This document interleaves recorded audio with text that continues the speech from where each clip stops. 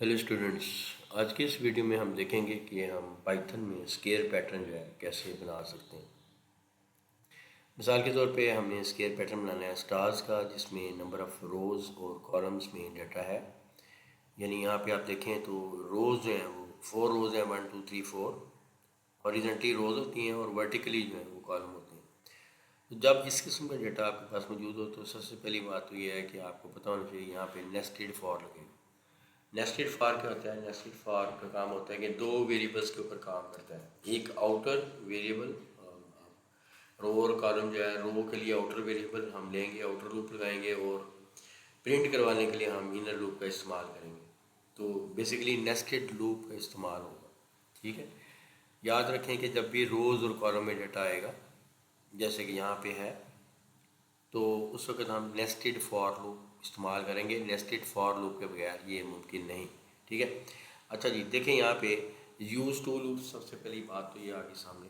The outer loop control rows, ये मैंने आपको बता दिया है, रोज कंट्रोल करेगा। The inner loop prints star in each row. Okay, और इनर लूप भी उतनी दफ़ा ही चलेगा जितनी दफ़ा आउटर लूप, क्योंकि हमने स्केयर बनाना है। तो since each row has the same number of stars, the inner loop always run the same number of times. Right. अच्छा, एल्गोरिथम हम देख लेते हैं कैसे बनेगा। स्टार्ट किया आपने, set number of rows n equal to 4, n आपने वैल्यूज़ को दे दी 4। तो रन आउटर लूप 1 से लेके n तक, यानी 1 से लेके 4 तक, 4 टाइम वो चलेगा। Inside it run inner loop from 1 to n, क्योंकि आपने नंबर ऑफ स्टार रो में भी उतने देने हैं, कॉलम में भी उतने देने हैं, तो इस लिहाज से इनर लूप में भी आप 1 टू n तक जाएंगे। उसके बाद आप प्रिंट करेंगे स्टार। उसके बाद after inner loop move the two the next line.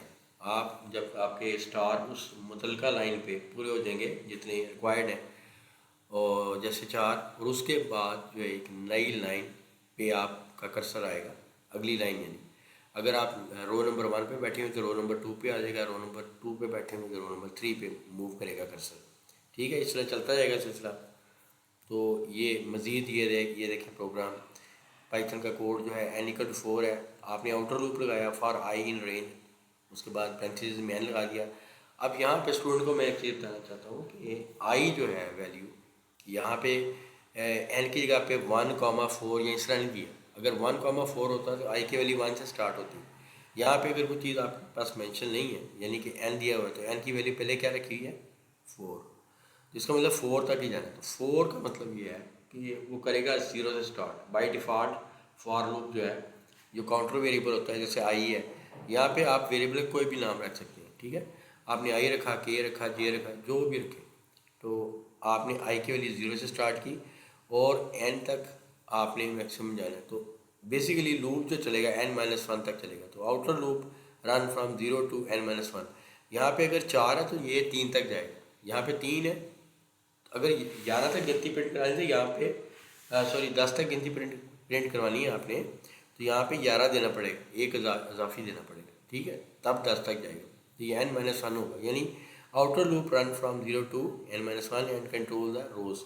इसी तरह से इनर लूप जो है, ये भी उसकी भी सेम वही लॉजिक है जो ऊपर वाले लूप की मैंने बयान की है, 0 से लेके n-1 तक। ठीक है, यहाँ पे 4 है तो 3 तक जाएगा, 0 1 2 3, तो 4 आइटम बन गए ना। उसके बाद आप प्रिंट करेंगे एक स्टार। ये लाइन बड़ी इंपॉर्टेंट है। प्रिंट का रिजर्वर लिखेंगे, उसके बाद लिखेंगे और फंक्शन लिखेंगे और पैरेंथेसिस लगाएंगे। डबल कोट्स में आप स्टार या कोई भी कैरेक्टर जो आपने प्रिंट करना है लिखेंगे।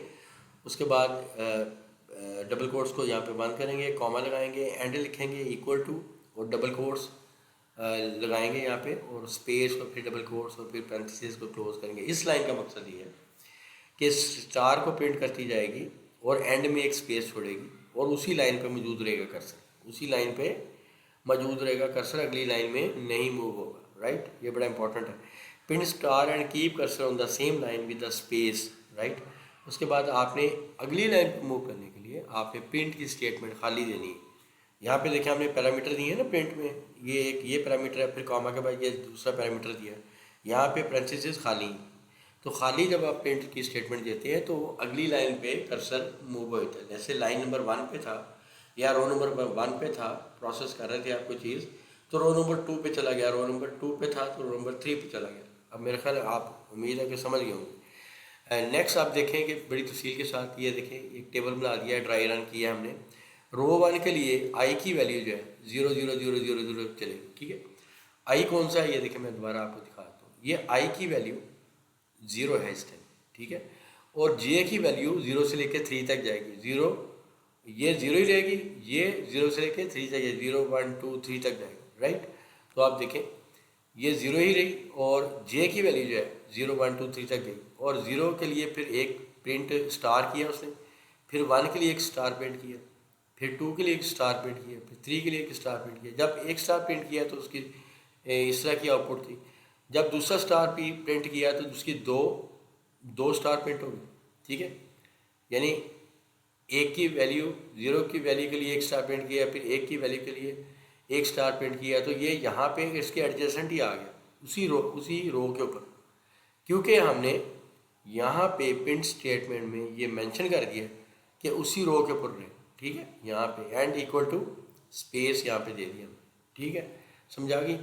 और उसके बाद जब 3 इसकी लूप की आइट्रेशन पूरी हो गई तो उसके बाद एक नया लाइन का करैक्टर जो है आपने दे दिया। और यहाँ पे देखें आप, यहाँ पे 4 स्टार प्रिंट हो चुके हैं। अब अगली रो में कर्सर आ गया आपका, लाइन नंबर, अब रो नंबर 2 पे आ गया बेसिकली। अब अगर कंसीडर करें ना, ये देखें ये रो नंबर 1 है, ये वाली ऊपर वाली सबसे ऊपर वाली, ये रो नंबर 2 है, ये 3 है, ये 4 है। इससे कंफ्यूज नहीं होना कि यहाँ पे 0 1 क्या आ रहा है। ये देखिए ये लूप तो ऐसे ही चलना है, 0 से स्टार्ट होना है, लेकिन रो तो हमने 4 प्रोसेस करनी है, कॉलम भी हमने 4 प्रोसेस करनी है। अब रो नंबर 2 पे आ गया। रो नंबर 2 में आउटर लूप की वैल्यू अब 1 हो चुकी है। ये देखिए जब ये आई 0 था तो इसमें 0 से लेके 3 तक उसने प्रोसेस किया था इनर लूप। अब आई की वैल्यू, ये सारा प्रोसेस होने के बाद आई की वैल्यू अब एक इंक्रीमेंट होगी। अब आई की वैल्यू 0 नहीं रहेगी, आई की वैल्यू अब 1 हो जाएगी। अब 1 के लिए 0 1 2 3 तक जाएगा जे, फिर इसकी वैल्यू 2 हो जाएगी, फिर 2 के लिए 0 1 2 3 जे की वैल्यू जाएगी, फिर 3 वैल्यू हो जाएगी, फिर जे के लिए जे जो है 0 1 2 3 वैल्यू जाएंगी, ठीक है। आप समझ गए होंगे। अब 2 की वैल्यू देख लें, ये आउटर लूप जो है यानी आई की वैल्यू 1 1 1, जे की वैल्यू 0 1 2 3, और इसी तरह से एक प्रिंट हुआ स्टार, दूसरा, तीसरा, और फिर उसके बाद एक नया लाइन का कैरेक्टर जो है अगली रो में चला गया। अब लाइन नंबर 3 पे आ गया। लाइन नंबर 3 के आने के बाद आउटर लूप की वैल्यू 2 होगी। अब ये फिर 2 की वैल्यू के लिए 0 1 2 3 जे की वैल्यूज 0 भी होगी, 1 भी होगी, 2 भी होगी, 3 भी होगी, आइट्रेट करेगा ना। यानी कि आउटर लूप की वैल्यू अगर एक होती है तो उसके लिए इनर लूप कितनी दफ़ा चलेगा। जे की वैल्यू 1 के लिए ये 4 टाइम चलेगा, फिर जे की वैल्यू 2 के लिए ये 4 टाइम चलेगा, फिर जे की वैल्यू, मतलब जो भी मैं मिसाल दे रहा हूँ आपको, ठीक है। इसी तरह उसकी वैल्यू रो की 4th रो प्रिंट करवाने के लिए उसकी वैल्यू 3 हो जाएगी, 3 के लिए भी ये प्रोसेस होगा, और आखिर में फिर प्रिंट न्यू लाइन कैरेक्टर होगा। तो इस तरह से मुकम्मल स्टार जो है आपका, ये देखें मुकम्मल स्टार जो है ये इस तरह का आपके सामने स्क्रीन के ऊपर इसकी आउटपुट डिस्प्ले होगी, ठीक है। मैंने बड़ी तफसील के साथ ये स्केल पैटर्न जो है आपको बता दिया है। मैं उम्मीद करता हूँ कि आप इसके बाद आप इसको बआसानी जो है वो ख़ुद से कोड करेंगे। आप इसको 2-3 दफ़ा वीडियो को देखेंगे तो आपको लॉजिक समझ आ जाएगी। बच्चों को असल में मसला ये है कि उसको रट्टा लगाने की कोशिश करते हैं, रट्टे वाली कोई सीन नहीं होता। इसको आप अच्छे से लॉजिक को बिल्ड करें अपनी, इसको समझें, और उसके बाद फिर कोडिंग जो है आपके लिए बहुत आसान हो जाएगी। Thank you very much.